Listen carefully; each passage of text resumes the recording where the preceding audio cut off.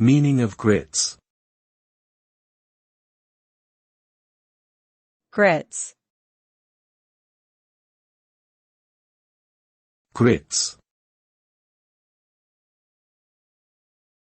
Grits. Grits.